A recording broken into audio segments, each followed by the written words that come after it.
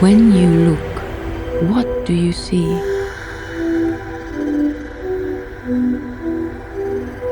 Welcome to the mirror.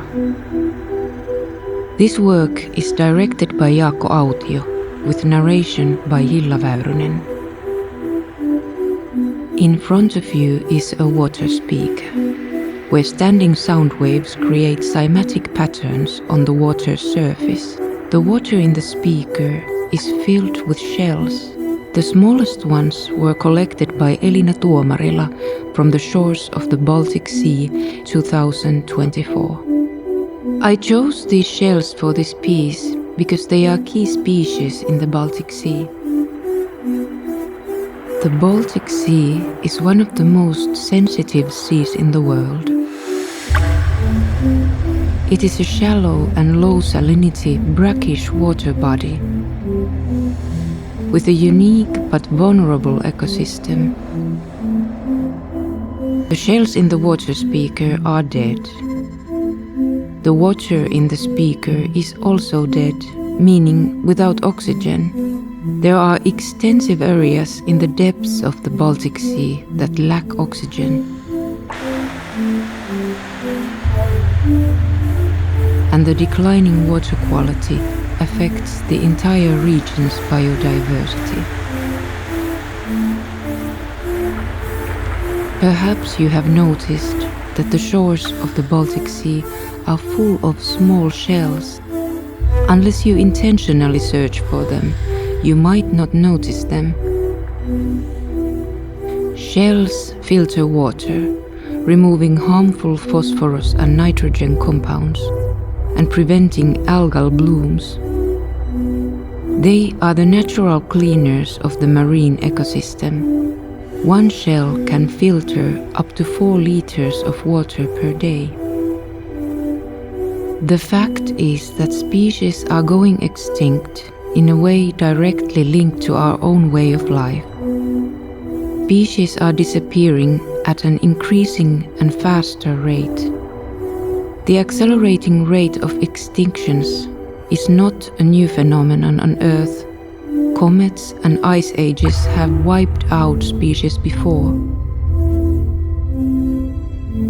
We now live in a time that ecologists call the extinction spasm, the sudden and rapid reduction of life.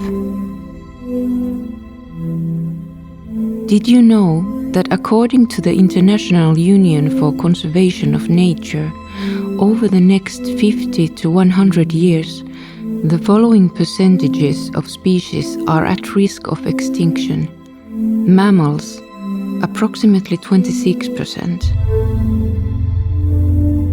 Amphibians, approximately 41%. Invertebrates, estimated 30 to 40%. Plants, approximately 40%.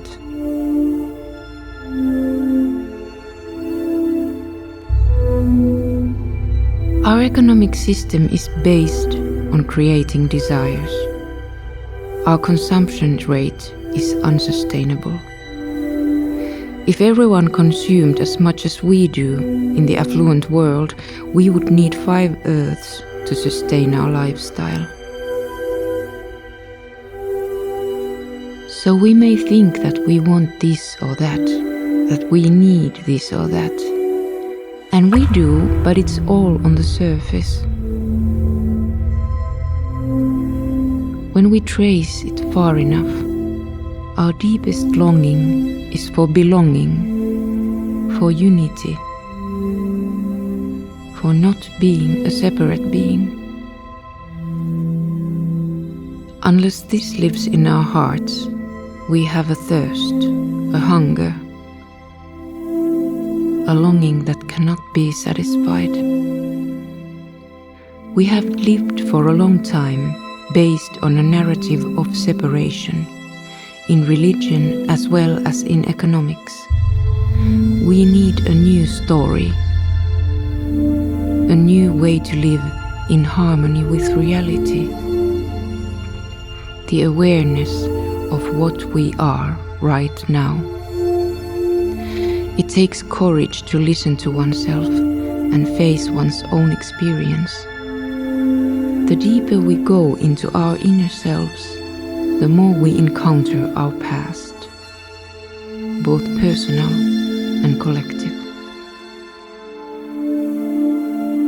The suffering of our ancestors flows through generations. It lives within us. The iron in our blood, the calcium in our bones, originates from the earth.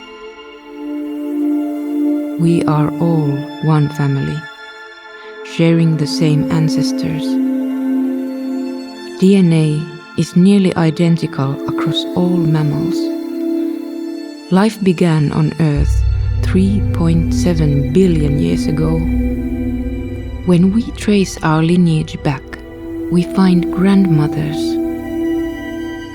and their grandmothers, 10 generations, 40 generations, 300, 400 generations, and we still look much the same. Going even further back, 1 million generations, our grandmother had scales and lived in the sea as some kind of fish. Further still, we arrive at a single-celled ancestor. The changes driving evolution, natural selection, are so subtle that we barely notice them, yet the connection remains. From that single-celled organism to us sitting here today.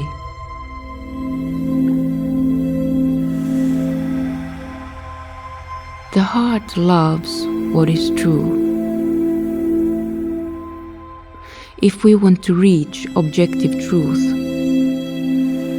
contrary to what is often believed, we need compassion. We must turn toward the intimate part of ourselves. Our history lives in the way we view the world. It feels within us, in our bodies. Every moment carries the story of all humanity. Your suffering and mine are intertwined. The heart is not just an organ. It is the most intimate part of our being, always moving toward openness and expansion.